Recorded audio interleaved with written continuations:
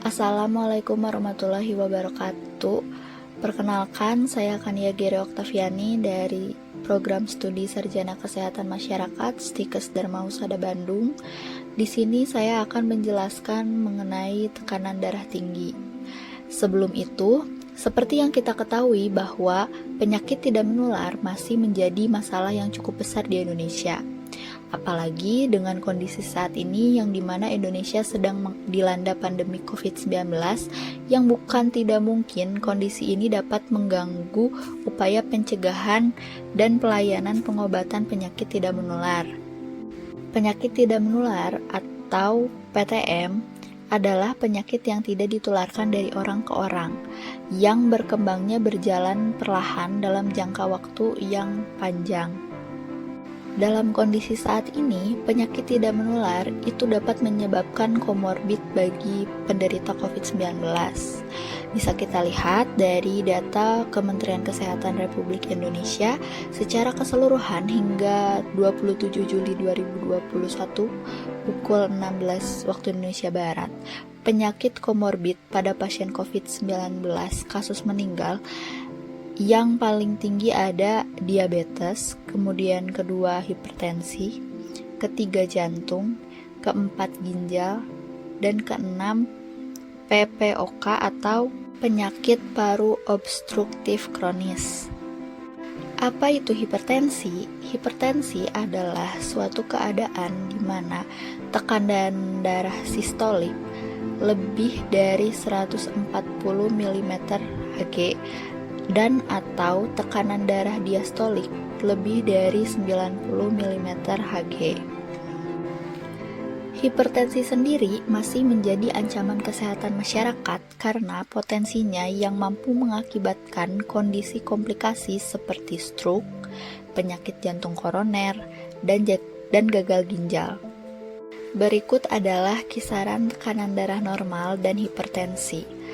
Untuk sistolik kurang dari 120 dan diastolik kurang dari 80 itu termasuk kategori normal. Untuk sistolik 120 sampai 139 atau diastolik 80 sampai 89 termasuk kategori prehipertensi. Untuk sistolik 140 sampai 159 atau diastolik 90 sampai 99 termasuk kategori hipertensi tingkat 1. Untuk sistolik lebih dari 160 atau diastolik lebih dari 100 itu termasuk kategori hipertensi tingkat 2. Untuk sistolik lebih dari 140 dan diastolik kurang dari 90 itu termasuk ke dalam kategori hipertensi sistolik terisolasi. Selanjutnya, faktor resiko hipertensi. Faktor resiko hipertensi yang tidak dapat dimodifikasi yang pertama, umur. Dengan bertambahnya umur, resiko terkena hipertensi menjadi lebih besar. Yang kedua, jenis kelamin. Pria mempunyai resiko 2,3 kali lebih banyak mengalami peningkatan tekanan darah sistolik dibanding wanita. Setelah memasuki menopause, prevalensi hipertensi pada wanita meningkat. Setelah usia 65 tahun, akibat faktor hormonal pada wanita, kejadian hipertensi lebih tinggi daripada pria. Yang ketiga, riwayat keluarga atau genetika. Selanjutnya, faktor resiko hipertensi yang dapat dimodifikasi. Yang pertama, kegemukan atau obesitas. Yang kedua, merokok. Yang ketiga, kurang aktivitas fisik. Keempat, diet tinggi lemak.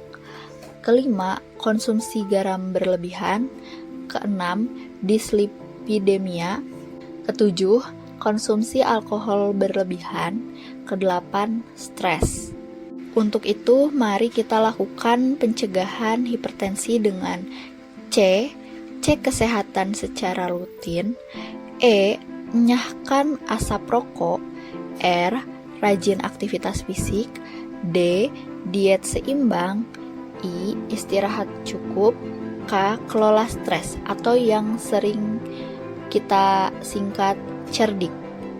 Selanjutnya, mari kita kendalikan hipertensi dengan P. Periksa kesehatan secara rutin dan ikuti anjuran dokter.